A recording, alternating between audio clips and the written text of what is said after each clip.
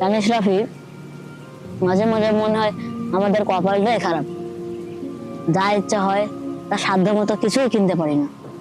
সবুর কর বন্ধু, আল্লাহ যা দিয়েছে তাতে আমাদের সন্তুষ্ট থাকা উচিত।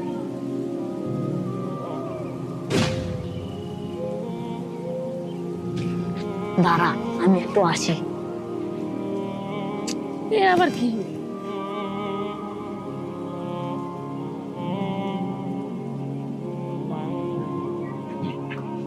দেখ রাফি, একটা দামি স্মার্ট ওয়াচ, আর মাঠটাও বেশ খালি।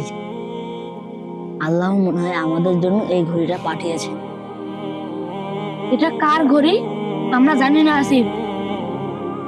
যেখানকার ঘড়ি সেখানে রেখে আয়। অন্যের জিনিসের উপর আমাদের কোনো অধিকার নেই। আরে দেখ, এখানে কে দেখবে? এখানে কোনো মানুষই নেই। আর এটা আমরা নিয়ে নিতেও পারি। তুই কাউকে বলবি না তো বল? আমি তো কাউকেই বলবো, কিন্তু তুই বলে যাচ্ছিস এখানে উপস্থিত তুই হত্যার কথা। কে? আমাদের মহান আল্লাহ তাআলা।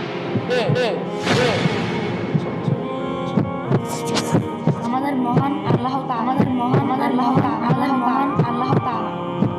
কিন্তু তুই বলে যাচ্ছিস এখানে উপস্থিত তুই হত্যার কথা। মানুষের চোখ ফাঁকি দিতে পারবি, কিন্তু আমাদের সৃষ্টিকর্তার চোখ কিভাবে ফাঁকি দিবি?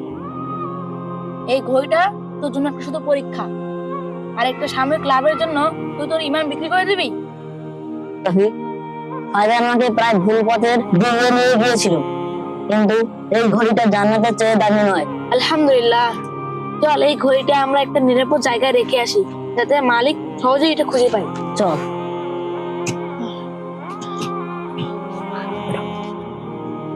কোথায় রাখা যায়? কোথায় রাখা যায়? ওখানে রাখি। এখানে রাখবি?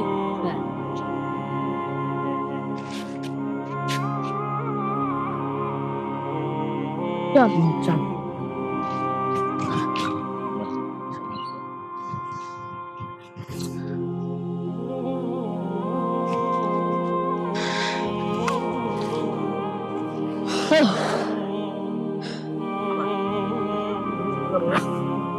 তুই জানিস, যখন ঘড়িটা আমার হাতে ছিল তখন আমার খুব ভয় করছিল, কিন্তু এখন খুব হালকা লাগছে। এটাই তো ইসলামের সৌন্দর্য বন্ধু। সততার শান্তি যে কোনো জিনিসের চেয়েও বড়। ধন্যবাদ বন্ধু।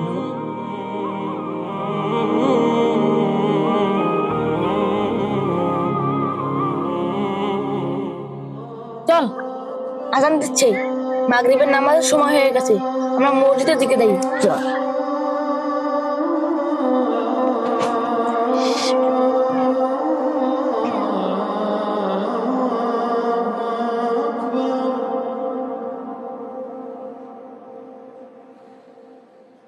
أشهد أن لا